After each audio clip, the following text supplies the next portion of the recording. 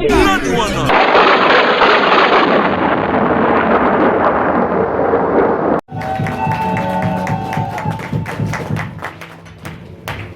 vais s'asseoir. Je suis vraiment dans la joie, je suis très comblé. J'étais à Paris et je me disais que mon séjour a pris fin.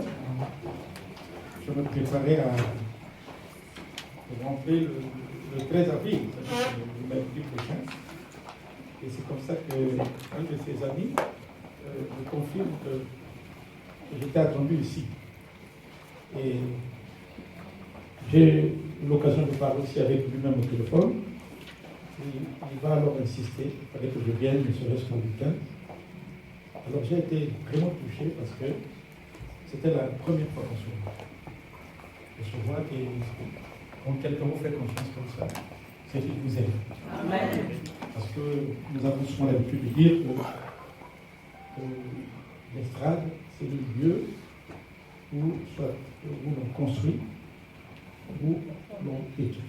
Et la chair, donc on ne la donne pas à n'importe qui, quand on la donne, c'est le signe qu'on a un témoignage de la personne, mais surtout, c'est un geste par lequel la personne montre qu'il aime l'homme de Dieu. Amen. Amen. Donc, je vous dirai une fois de plus, je dis merci à l'homme de Dieu, à son épouse, qui est là, et aussi à l'ensemble des serviteurs de Dieu.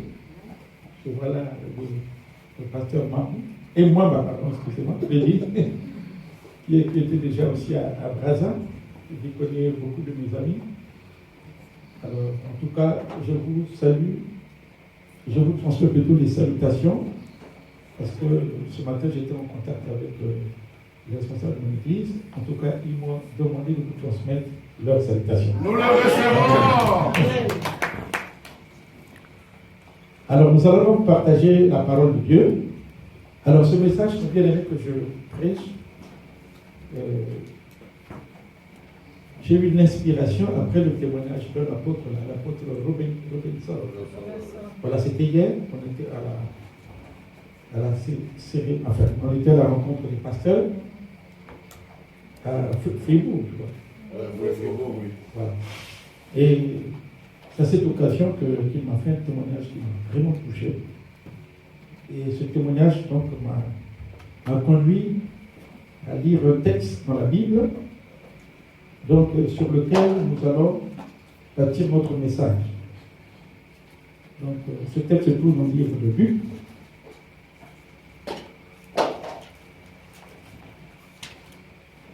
Luc chapitre 22, 39 à 51.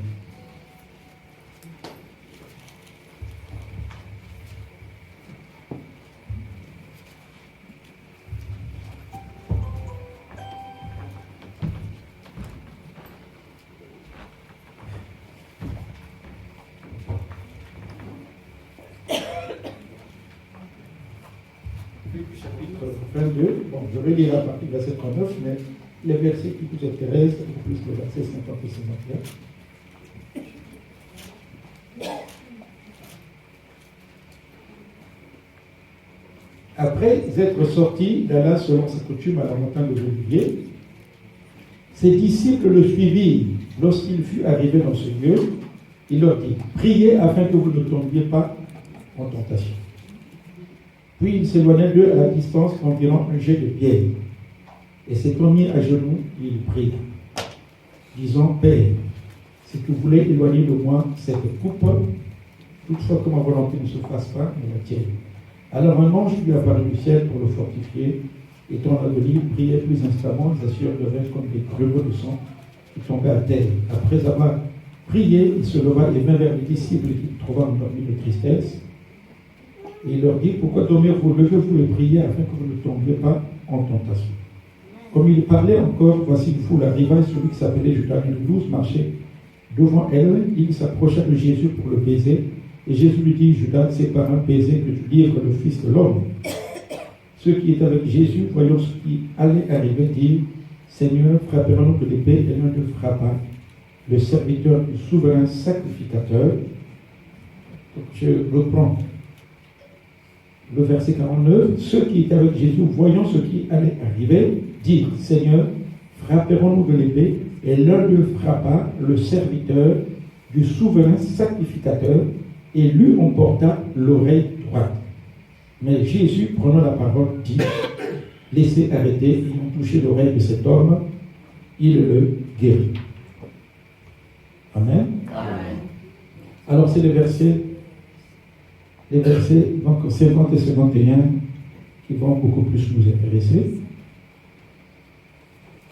Et l'un d'eux frappa le serviteur du souverain sacrificateur et lui emporta l'oreille droite. Mais Jésus, prenant la parole, dit, laissez arrêter, ils ont touché l'oreille de cet homme, il le guérit. Amen. Amen.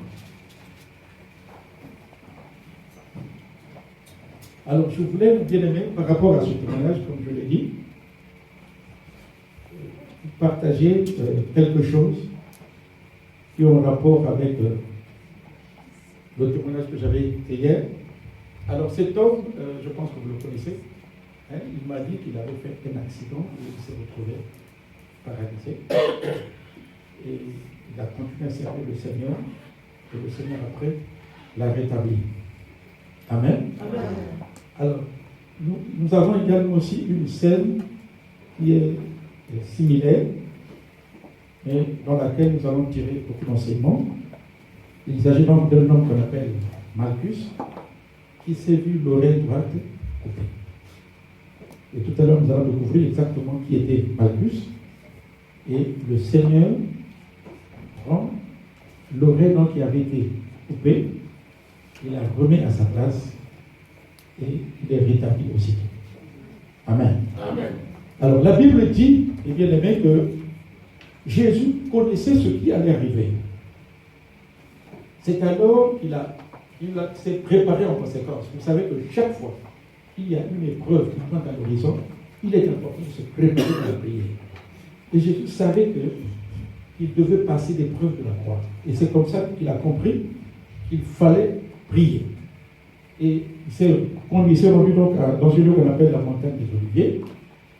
Jésus priait, mais il avait besoin aussi de l'appui de la prière des disciples. Parce que vous savez que même dans le ministère, on peut avoir l'onction. On peut avoir une forte onction, mais bien aimé, il est important de se soutenir. Il est important de soutenir même l'homme de Dieu qui a l'onction, qui a une puissance. Et c'est ce que Jésus justement recherchait. Et Jésus constate que les disciples étaient endormis. Et alors qu'il est en train de traverser une épreuve, la Bible dit que pendant qu'il priait, sa sueur était transformée en des grumeaux de sang. Donc Jésus était entré dans une prière profonde, parce qu'il savait qu'il y a eu des preuves difficiles qui l'attendaient. Et d'ailleurs, lui-même, à un moment donné, il a été un peu comme tenté, à un moment donné, de ne pas. Il y a une image qu'elle donnait, il ne voulait plus boire la coupe. C'est-à-dire qu'il ne voulait pas subir cette épreuve, parce que cette épreuve était difficile. Et comme vous le savez, et bien aimé, quand on mettait quelqu'un à la croix, il y avait toute une procédure autour de ce supplice. Donc la personne était d'abord fouettée, et on ne la fouettait pas n'importe comment, on la fouettait avec le fouet romain, et sur lequel, à l'extrémité, il y a comme une sorte d'hameçon. Donc quand on frappait la personne, le fil donc s'enroule, et quand on tire, étant donné qu'à l'extrémité, il y a une espèce d'hameçon, donc la chair se déchire. Et quand on a fini avec ce supplice, on place la personne à la croix. La personne reste là pendant longtemps, les gens crachent sur elle, et puis après vient un moment où l'on brise maintenant les os du genou. Et quand on brise les os du genou, étant donné que l'homme, quand il est suspendu quelque part, ce sont les genoux qui supportent le poids. Mais une fois que les genoux sont brisés, alors à ce moment-là, tout le poids est supporté par la poitrine et la personne meurt d'étouffement. Mais gloire soit rendue à Dieu parce que à la croix, lorsque le soldat a brisé les genoux du premier, quand il a brisé les genoux du deuxième, et quand il est arrivé devant Jésus, Jésus rend l'âme. Il n'a pas pu briser ses genoux parce que la Bible dit aucun de ses os ne sera brisé. Amen. Amen. Amen. Mais en tout cas, l'épreuve était difficile. ici. Il est en train de se préparer et les disciples sont un peu comme distraits. Il est important, bien aimé, que nous ne soyons pas distraits dans l'œuvre de Dieu. Et c'est comme ça que il y avait quand même des gens qui aimaient bien le Seigneur. Dans cette épreuve, malgré leur faiblesse, et parmi eux, il y a un homme qu'on appelle Simon, qui était à côté de Jésus. Et lui, il était tellement zélé, ce jour-là, il avait une épée. Et quand on vient pour arrêter Jésus, Simon, par amour pour son maître, il prend l'épée et il lui coupe l'oreille d'un homme qu'on appelle Malchus. C'est comme ça que Jésus lui fait l'observation que si tu tues par l'épée, tu vas mourir par l'épée. Et il prend l'oreille qui était tombée, il la remet à sa place. Donc au grand étonnement de tout le monde. Alléluia. Amen. Mais en réalité, qu'est-ce que nous voulons bien aimer découvrir ici? Je voudrais vous partager un message par rapport au témoignage que j'ai reçu hier. Alors, personne ne mettra fin à ton destin. Amen. Est-ce que tu peux le dire à quelqu'un à côté de toi? Alléluia. Amen. Alors, vous savez que le mot Malchus signifie roi. Ça signifie aussi royaume. Et vous savez que le nom, à l'époque, avait une signification. Les parents ne donnaient pas les noms simplement pour la forme. Mais quand ils donnaient le nom, c'est parce qu'ils voulaient voir la signification de ce nom avoir un impact dans la vie de la personne. Donc, non seulement les parents avaient un projet pour Malchus, pour leur enfant à qui ils avaient donné le nom de Malchus, ils voulaient que cet enfant devienne un roi. Ils voulaient qu'il devienne grand. Ils voulaient qu'il devienne puissant. Et le projet de Dieu aussi était que cet homme aussi devienne aussi puissant. Et c'est comme ça que, donc, dans son parcours, il est devenu le serviteur du souverain sacrificateur. Et vous savez que le souverain sacrificateur, dans le ministère, c'était la position la plus élevée. Nous tous, nous connaissons bien que nul ne pouvait entrer dans le lieu très saint que le souverain sacrificateur. Donc, celui qui était le serviteur du souverain sacrificateur, celui qui pouvait le servir, donc, était, en tout cas, un sacrificateur. Et cet homme, et généralement à l'époque, comme ça se passait, lorsque tu travailles à côté d'un homme de Dieu, c'est pour que tu deviennes toi aussi comme lui. Vous vous souvenez bien aimé de l'homme qu'on appelait Élisée? Élisée était le serviteur de Élie. Et quand Élie est parti, Élisée a pris la place. À l'époque, il y avait ce qu'on appelait les fils des prophètes. Les fils des prophètes, c'était les gens qui étaient à côté d'un prophète et ils étaient appelés eux aussi à devenir aussi prophètes. Et ce serviteur qui travaillait à côté du souverain sacrificateur, il avait aussi une ambition saine de devenir aussi un grand serviteur de Dieu. Mais écoutez bien aimé, il se trouve, au moment où il veut entrer dans son ministère, au moment où il veut entrer dans le projet de Dieu, il y a quelqu'un que certainement le diable va mettre sur son chemin et qui lui coupe l'oreille. Or, il y avait un principe, il y avait une loi à l'époque. À l'époque, et je crois que ça se trouve dans Lévitique chapitre 21, de 16 à 24. Pour accéder à la sacrificature, pour accéder au ministère, il y avait un certain nombre de conditions qui étaient exigées. Et parmi ces conditions, il ne fallait pas avoir un défaut corporel.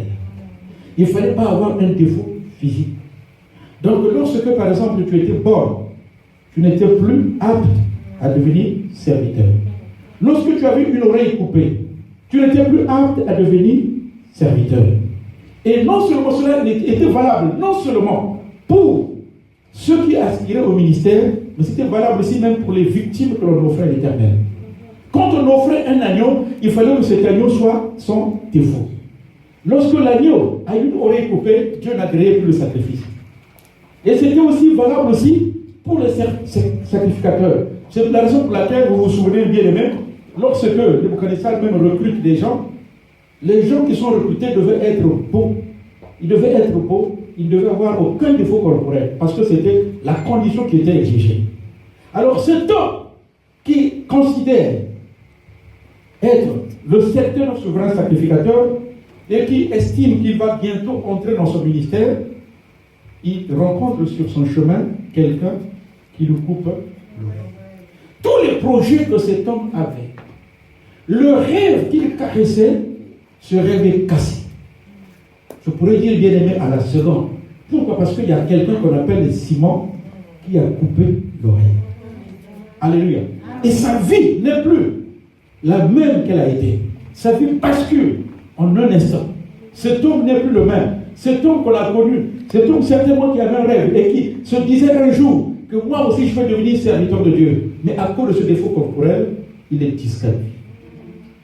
Alléluia. Amen. Il est disqualifié parce qu'il y a un homme qu'on appelle Simon qui est zélé pour quelqu'un, mais qui vient lui couper l'oreille.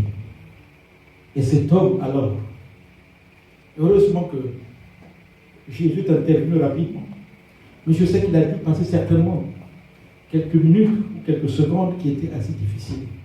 Parce que lorsqu'il voit son oreille par terre et qu'il constate que son oreille est coupée, il se dit aussitôt que c'est fini pour lui.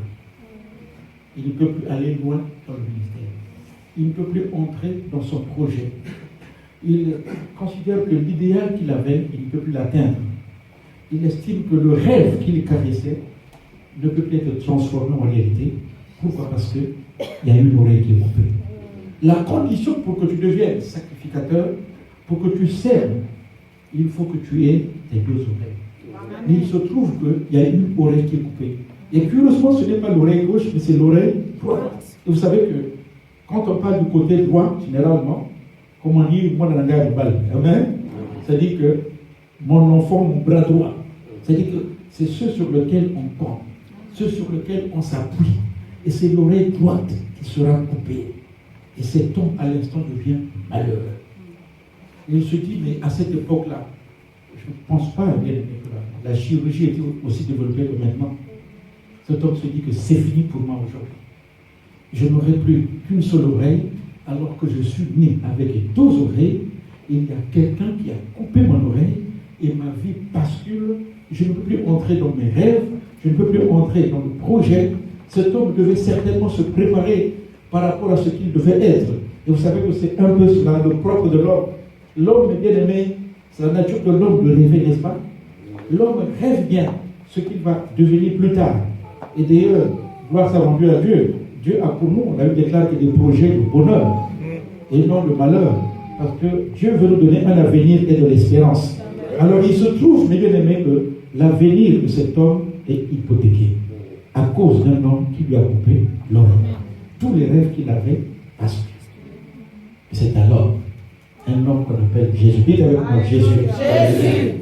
C'est alors que Jésus, voyons cette oreille coupée, alors que cet homme considère que c'est fini pour lui, il ramasse l'oreille et remet l'oreille à sa place. Et je crois, c'est vrai que la Bible ne le dit pas, mais je crois que c'était son cicatrice. Alléluia. Amen. Yes. Alléluia. Amen. C'est le témoignage un peu de M. Robinson, qui, à la suite d'un accident, devient paralysé. Mais il n'est pas resté paralysé toute sa vie. Le Seigneur, au temps qu'il avait fixé, va le relever. Amen. Je l'ai vu debout avec ses deux jambes. Amen. Je suis venu, bien aimé, avec ce message prophétique. Je ne sais pas qu'est-ce qui a été brisé dans ta vie et qui a fait que ta vie n'est plus la même que celle qu'elle a été avant. Je ne sais pas quelle est la personne peut-être que le diable a utilisée pour que ta vie bascule. Je ne sais pas quelles sont les circonstances qui ont été à l'origine, mes bien-aimés, de la déchéance que tu as connue à un moment donné dans ta vie. Vous savez que chacun de nous a un parcours. Et dans notre parcours n'est pas fait seulement de bonheur, il y a aussi des malheurs. Et il arrive de fois, bien aimé, qu'on s'accroche à ce mal, à ce malheur que nous avons rencontré dans notre vie. C'est alors qu'on désespère toute sa vie. Et on est tenté parfois de dire que j'ai raté ma vie. On est tenté parfois de dire que si je suis ce que je suis devenu, c'était à cause de cet homme. C'était à cause de cette femme. Il dit, c'est un tel qui m'a cassé. C'est un tel et qui a fait de moi ce que je suis. J'aurais bien voulu devenir ce que j'aurais bien voulu devenir ceci, mais à cause d'un tel, ma vie a connu une déchéance. Je suis venu vous annoncer une bonne nouvelle. Amen. Il y a quelqu'un qui peut rétablir les choses dans votre vie. Il y a quelqu'un qui peut vous rétablir dans votre ancien statut, dans le nom puissant de Jésus Nazareth. Est-ce que c'est une maladie à un moment donné qui a frappé ton corps et qui a basculé ta vie et qui a fait que tu n'es plus devenu la même personne? Combien de personnes aujourd'hui, eh bien, raisonnent ainsi? Combien de personnes aujourd'hui considèrent que le rêve qu'ils avaient dans leur vie n'a pas été atteint, que l'idéal qu'ils avaient dans leur vie n'a pas été atteint? Combien de personnes aujourd'hui se disent, mais bien aimé, j'aurais bien voulu moi dans ma vie être ceci, mais malheureusement, il y a quelqu'un qui a fait tout pour que je ne sois pas ceci. Alléluia. Je suis venu, bien aimé, pour vous dire, la Bible déclare que rendez grâce à Dieu en toutes choses. Car c'est la volonté de Dieu à votre égard en Jésus. Ce que tu as perdu, tu peux le retrouver au nom de Jésus.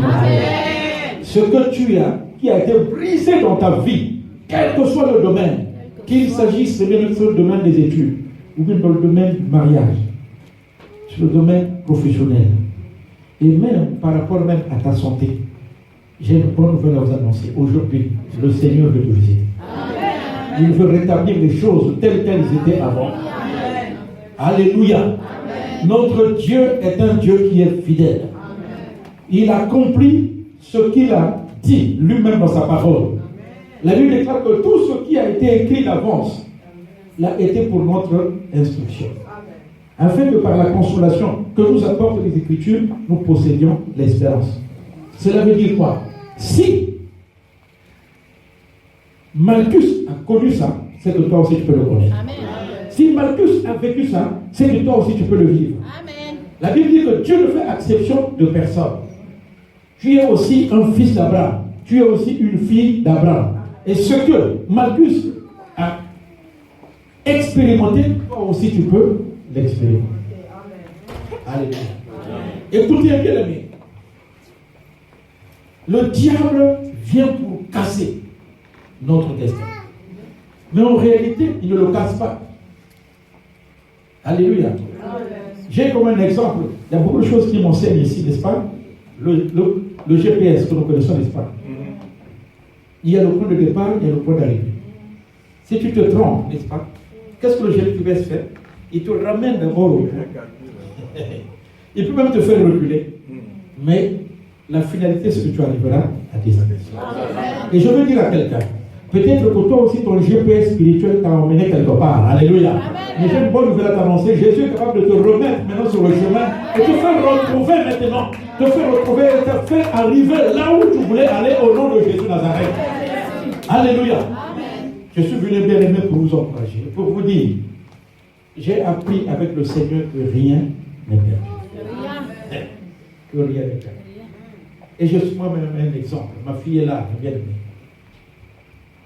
J'ai été amené à un moment donné, je tais les détails, n'est-ce pas? Était à un moment donné, bien aimé, abandonné toute une église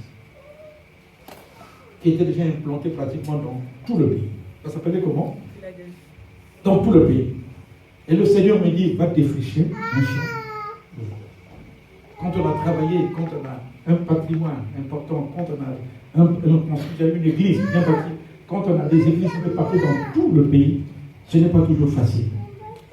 Et je lui disais, Seigneur, j'ai passé des moments quelque peu difficiles parce que je me suis dit, ce n'est pas toujours évident de fabriquer un collaborateur. Alléluia. Un collaborateur, c'est beaucoup de temps d'investissement. Je me suis dit que maintenant je reprends à zéro. Seigneur, est-ce que c'est possible? Le Seigneur m'a dit c'est possible. Amen. Alléluia. Amen. Il est capable de prendre ce qui a été détruit et de te le redonner. Amen. Et quand il te le redonne même, c'est parfois même plus. Amen. Et je peux vous dire, même je suis parti. Mais en l'espace de quelques années, le Seigneur m'a béni au-delà même de ce que j'avais. Alléluia. Amen. Il m'a ouvert les portes un peu partout. La dernière fois, je disais que je n'ai pas besoin de dire à une autorité, viens à Marie. Ce sont ces autorités elles-mêmes là qui viennent. Amen. Alors que les autres, il faut faire des démarches. Mais ce sont des autorités qui viennent à Mairie. Quand tu organises une activité. La dernière fois, j'ai organisé une marche pour Christ. Une marche pour Christ. Et à un moment donné, on me dit que la femme du président aussi veut venir. J'ai dit, mais je ne l'ai pas invité.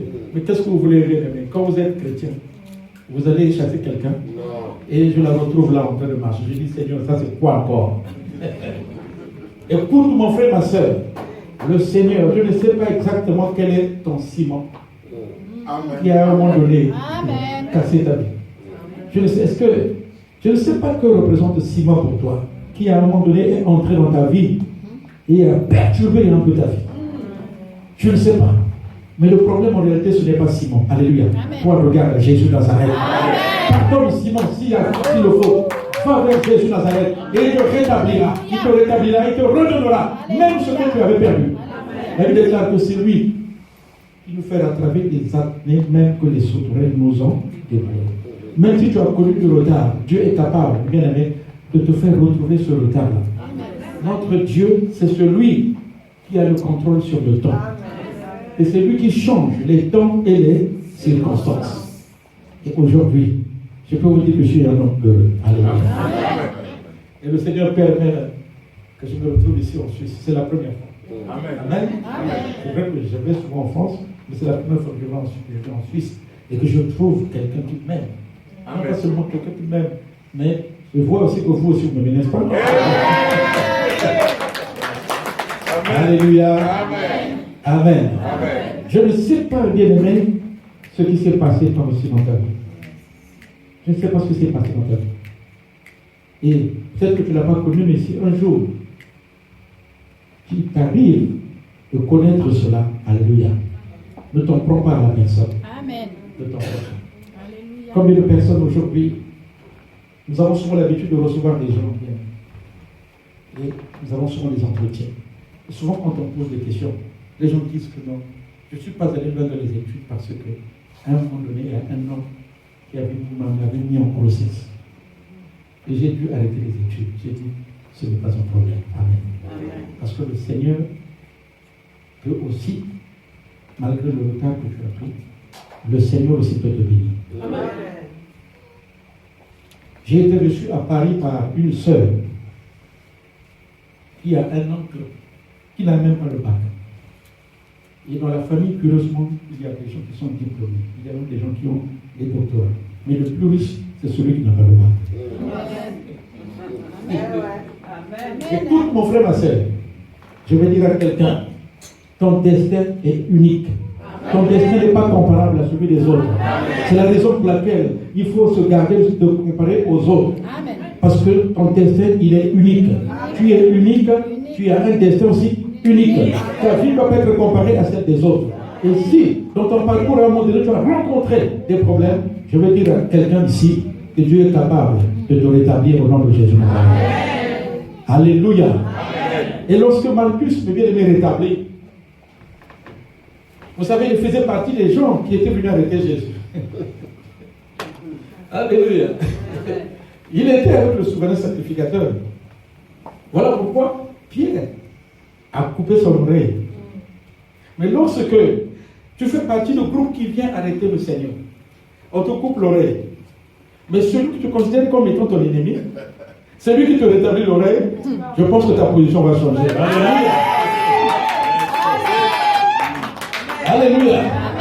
Je crois que bien aimé, Malchus a dû quitter le souverain sacrificateur et il a suivi Jésus de Nazareth. Parce qu'il savait, ce n'est pas le souverain sacrificateur qui a la solution, mais c'est Jésus-Christ de Nazareth qui a la solution au nom de Jésus de Nazareth. Et je veux dire à quelqu'un, ce n'est pas un homme qui a la solution à ton problème, mais c'est Jésus-Christ de Nazareth, lui seul. C'est lui qui est capable de te rétablir et de te donner la solution à ton problème.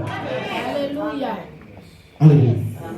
Vous savez, il y a des miracles aujourd'hui pour lesquels on n'a même plus besoin de prêcher l'évangile. Le miracle est tellement fort, la personne se positionne et elle suit Jésus. L'aveugle Bartimée, lorsqu'elle expérimente le miracle, qu'est-ce qu'il fait? Il suit Jésus. Il y a des miracles, les bien-aimés, qui nous amènent. Et je veux dire à quelqu'un ce matin, j'ai le témoignage qu'il y a un miracle que le Seigneur fait. Il y a quelque chose que le Seigneur va faire et qui va te donner l'avantage de zèle de suivre le Seigneur. Il y a quelque chose que le Seigneur va faire qui va renforcer davantage ta position en Christ. Il y a quelque chose que le Seigneur va faire ce matin qui va, bien aimé, booster ton engagement en Christ. On a besoin de cela. Et je veux dire simplement que le problème n'est plus Simon, mais le problème c'est Jésus. C'est Jésus-Christ le seul. C'est lui qui est capable de te rétablir, de te redonner ce que tu as perdu. Alléluia. Notre Dieu est un Dieu fidèle. Il est un Dieu fidèle. Je vais terminer en vous donnant aussi un exemple de la Bible que nous connaissons. Saoul est en train de perdre les troupeaux de son père. Et à un moment donné, il se rend compte que les ânes sont perdus. Alléluia. Amen. Mais ces ânes-là ne lui appartiennent pas. Ces ânes appartiennent à son père. Il faut qu'il rentre à la maison, mais il ne peut pas rentrer à la maison sans les ânes. Il essaie par lui-même de chercher ces ânes, mais il ne les trouve pas. Vous savez qu'il arrive, mais bien aimé, parfois par nos propres efforts, nous n'avons pas la solution. Nous nous battons. Nous cherchons les solutions par nos propres moyens. Et c'est ce que beaucoup de bien-aimés font. C'est le piège dans lequel les gens tombent. Mais ce n'est pas mauvais. Amen. Parfois, il faut se battre aussi dans la vie, n'est-ce pas? Mais c'est souvent lorsque nous sommes épuisés, fatigués, c'est en ce moment-là que le Seigneur intervient. Lorsque nous reconnaissons que la solution, ce n'est pas moi, ce n'est pas les hommes, mais c'est Jésus-Christ, en ce moment-là qu'il intervient. Et finalement, Saoul comprend. Ça ne sert pas de continuer à chercher des ânes. Mais allons voir quelqu'un. À l'époque, on les appelait des voyants. Et la personne qu'on va voir, c'est Samuel. Alléluia. Amen. Et à l'époque, on n'allait pas chez Samuel. On n'allait pas chez un serviteur de Dieu sans avoir quelque chose. Ils trouvent donc un peu d'argent et ils vont là. Et dès qu'ils arrivent, Samuel lui dit que c'est quoi que j'attends. Il dit, mais écoutez, moi, ce n'est pas ça qui me préoccupe. Moi, ce sont les ânes de mon père. Je veux dire à quelqu'un, les voix des hommes ne sont pas nécessairement les voix de Dieu. Les priorités des hommes ne sont pas nécessairement les priorités de Dieu. Il y a certaines choses, certaines crises que tu rencontreras dans ta vie. Pourquoi? Parce que le Seigneur veut t'amener là où tu veux que tu sois. Et le Seigneur a un projet pour toi. Mais lorsque tu ne comprends pas, le Seigneur peut t'amener à perdre certaines choses. Le Seigneur peut t'amener à un moment donné à casser un peu ton idéal pour un moment, à condition simplement que tu sois là où le Seigneur veut. Et ce n'est qu'après, le Seigneur peut te donner de réaliser ton idéal. Et c'est comme ça, quand il arrive, il dit, c'est toi que j'attends. Il ne comprend pas lui-même. Et il est invité avec honneur à la table et on lui donne la place d'honneur. Et même quand on lui sert le plat, on lui donne la bonne partie. Alléluia. Ce que nous appelons ici par côte. Comment on appelle ça? Entre côtes ou je ne sais pas côte. Mais l'épaule, on appelait ça l'épaule. On lui donne cette partie. Et lui-même, il ne comprend pas. Mais après avoir mangé, on commence à prophétiser sur lui. On a dit que c'est toi qui vas devenir le roi d'Israël. Mais comment? Moi, je suis désolé, si c'est déjà retrouvé, ce n'est pas ton problème. Mais sache que c'est toi maintenant qui es roi. Alléluia. Écoute, je vois des Malchus ici dans cette salle. Alléluia. Vous êtes appelés, mes bien-aimés, à devenir, alléluia, comme des rois. Alléluia. À devenir, mais il faut donner d'abord la priorité à l'Éternel. Priorité d'abord aux choses de Dieu. Priorité d'abord aux choses du Seigneur. Et le Seigneur après accomplira ce que vous avez comme rêve. Et c'est comme ça qu'il sort de là. Cet homme qui était entré pour les années, mais quand il sort de là, il sort avec une élévation. C'est lui maintenant le roi. Le roi d'Israël. Alors que lui-même n'avait pas prévu ça. Je vais dire à quelqu'un, le Seigneur va te surprendre cette année. Amen. Il te donnera des choses même que tu n'avais pas prévues. Il va te les donner au nom de Jésus Nazareth. Tu priais pour certains problèmes, mais bien aimé le Seigneur, il va t'exaucer sur des sujets pour lesquels même tu n'as pas prié. Parce qu'il est Seigneur. Parce qu'il te connaît mieux que toi-même. Tu ne te connais pas bien toi-même. C'est le Seigneur qui te connaît réellement. Il sait ce dont tu as besoin. Alléluia. Peut-être que toi tu pries pour des choses matérielles. Mais le Seigneur, lui, ce qui l'intéresse, c'est d'abord les choses spirituelles. Parce qu'il veut véritablement t'utiliser. Parce qu'il y a un appel sur toi. Mais tant que tu n'as pas compris cet appel-là, tu vas te mettre à errer, jusqu'à un moment donné où tu vas comprendre que c'est lui qui t'a appelé. Et c'est la raison pour laquelle il peut permettre à un moment donné qu'il mette aussi un ciment sur ton chemin pour te casser un peu. Alléluia. Mais tu ne seras pas détruit. Amen. Juste pour un temps. Mais après, il te relève et il te rétablit. Parce que lui, il a besoin de toi. Écoute, mon frère, ma soeur. Aujourd'hui, j'ai le témoignage que le Seigneur me fait quelque chose pour toi. Amen. On va se lever. On va prier le Seigneur. Gloire à Jésus. Gloire au Seigneur.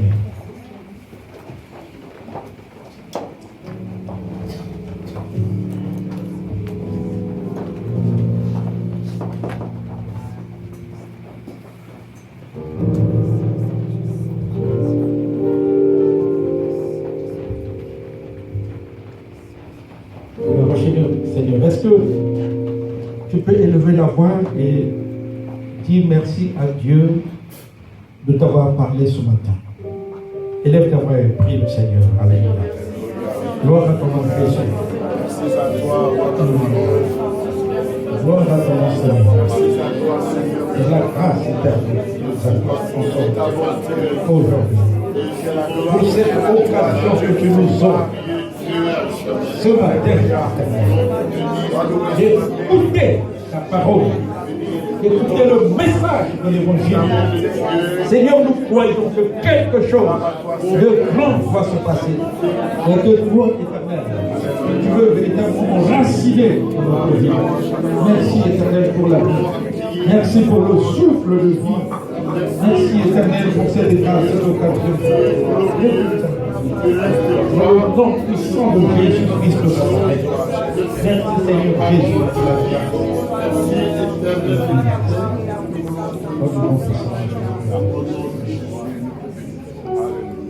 Pendant que les autres vont chanter, je voulais faire un appel.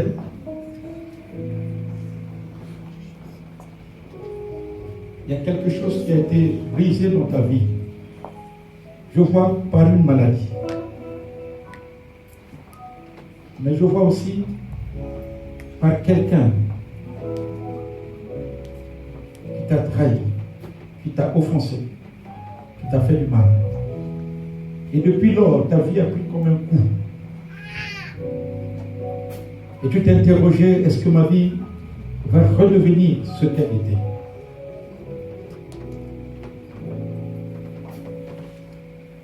J'aimerais que tu lèves la main là où tu es. Gloire à Jésus.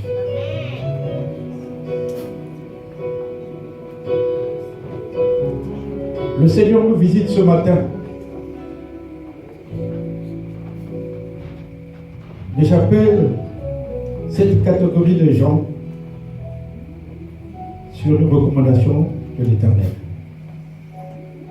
Le Seigneur veut donner à chacun aujourd'hui d'être relevé, d'être rétabli. Toi qui as levé la main, essaie d'avancer, s'il te plaît. Gloire à ton nom, Jésus Nazareth. Gloire à ton nom, Jésus.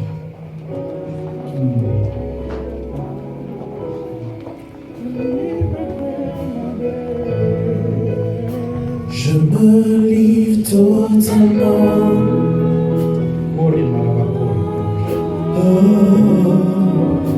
Je me livre totalement. Tu peux m'utiliser. Je m'abandonne à toi. Oh, oh, oh. Je m'abandonne à toi. Tu peux. Oh, oui, moi je m'abandonne à toi. Je m'abandonne à toi.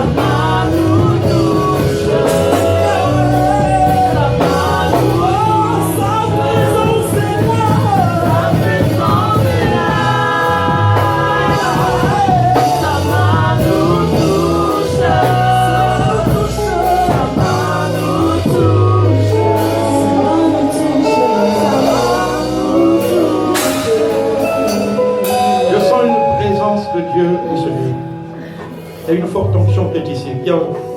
Que je pourrais m'appeler une onction réparatrice. Une onction qui est en train de réparer les vies en cet instant. Je sens cette onction de réparation. Dans le nom puissant de Jésus Nazareth. Le Seigneur est en train comme de réparer son peuple. Gloire à ton nom Jésus. Jésus! Merci Seigneur.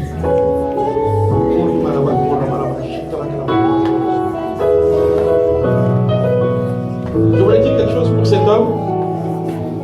C'est lui, c'est moi qui élève, c'est moi qui abaisse. À un moment donné, tu es senti comme délaissé. Mais maintenant je viens. Je te prends par la main. Et j'amorce avec toi un nouveau départ. J'amorce avec toi un nouveau départ. Je te renverrai quelque part. Et je ferai la démonstration à travers ce que je ferai. Que je suis le Dieu qui abaisse, mais qui relève aussi. Amen. Amen. Au nom de Jésus Nazareth. Seigneur, merci. Jésus! Merci pour l'accomplissement de ta parole dans la vie de cet homme. Gloire à ton nom, Jésus Nazareth. Merci, Seigneur. Le Seigneur t'aime. Il t'aime. Gloire à ton nom, Jésus. Merci, Seigneur. Jésus. Jésus! Merci pour la grâce. Merci pour cette réparation de ta servante. Dans le nom puissant de Jésus Nazareth. Ce qui a été brisé est reconstruit maintenant dans sa vie. Dans le nom de Jésus. Reconstruit. Je vois comme une maison qui était en pièces. Et que le Seigneur est en train comme de rétablir. De rétablir. Comme sur une sorte de puzzle qu'on est en train de reconstituer. Gloire à ton nom Jésus. Merci Seigneur. Merci éternel. Merci Seigneur. Jésus, c'est toi qui répares. Qui répare tout ce qui a été utilisé. Tu fais votre vie. Qui a été brisé. Merci Seigneur.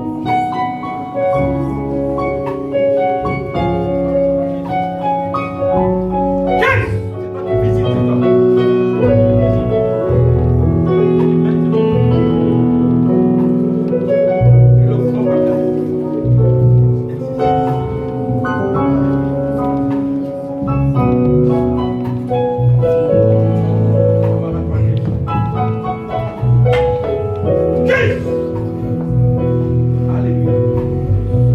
c'est toi qui visites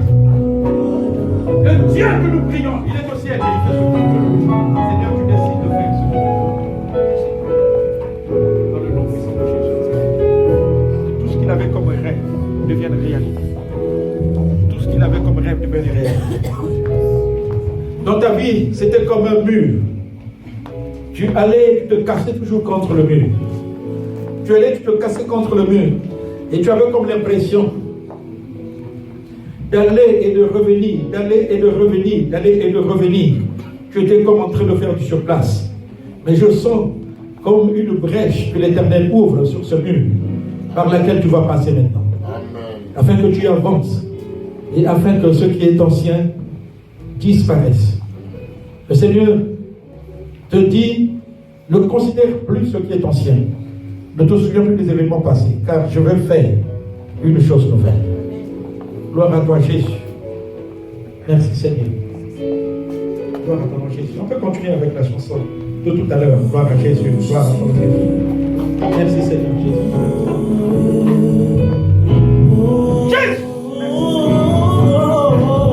Oh, il sa gloire est là. Sa main nous touche. Sa main nous touche.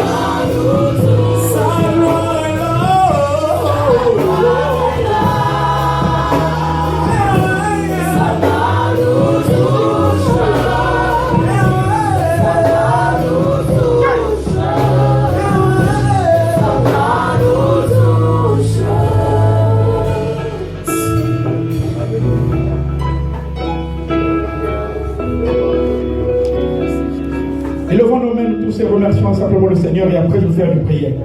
Gloire à ton nom Jésus. Seigneur, merci pour ta présence éternelle en ce lieu. Merci pour l'onction qui brise le jour. Merci pour ta présence éternelle. Merci parce que tu es le Seigneur des Seigneurs. Tu es le roi des rois. C'est toi éternel qui est rétabli, qui est relève. Dans le nom puissant de Jésus de Nazareth. Merci éternel de ta grâce que tu nous as accordée.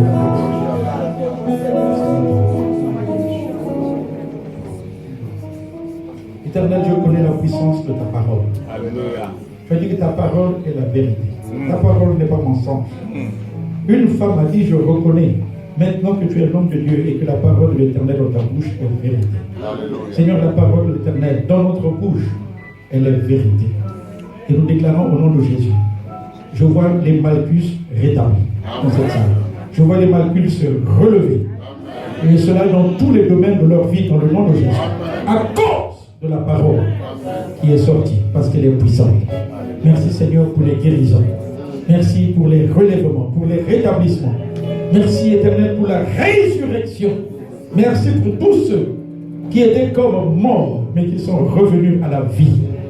Merci Éternel de ce que tu as ouvert cette brèche afin que tous ceux qui étaient comme devant une impasse puissent maintenant avancer dans le nom puissant de Jésus. Et tout le monde dit Amen. Amen.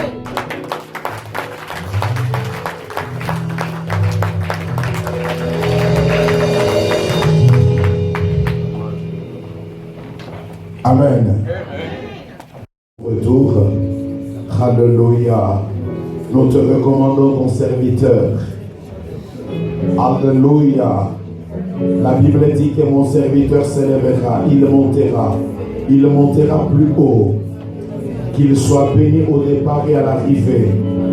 Au nom de Jésus, que tu retournes avec lui, que tout ce que tu avais en réserve pour lui dans cette nation, que cela lui soit accordé. Au nom de Jésus, veille sur son retour, selon qu'il est écrit, que l'Éternel bénira ton départ et ton arrivée. Tu es un Dieu fidèle. En ton nom, Jésus, mort et revenu à la vie. Nous avons ainsi prié. Amen. Est-ce que vous avez aimé l'homme de Dieu? Alors avec un bisou, un lien, disons-lui merci. Amen. Nous allons offrir à l'Éternel, lui redonner ce que nous avons reçu de lui. C'est le temps des offrandes. De la gauche à la droite. On m'a épousé dans mon pays, il y a même pas une année que je suis venu. Et c'est mon père qui arrive. Et je suis vraiment dans la joie. Amen. La joie est plus que tout le monde. Amen. Alléluia. C'est comme ma connue, j'avais 16 ans. Quand je suis venu à l'église, je suis venu en culotte. Donc toute ma vie, c'est cet homme. Il a investi en moi. Je crois que Dieu permettra qu'on se connaisse dans le ministère. Voilà. Que Dieu vous bénisse. Je suis content de découvrir aussi le bishop Mathieu. Je crois que c'est mon papa aussi ici.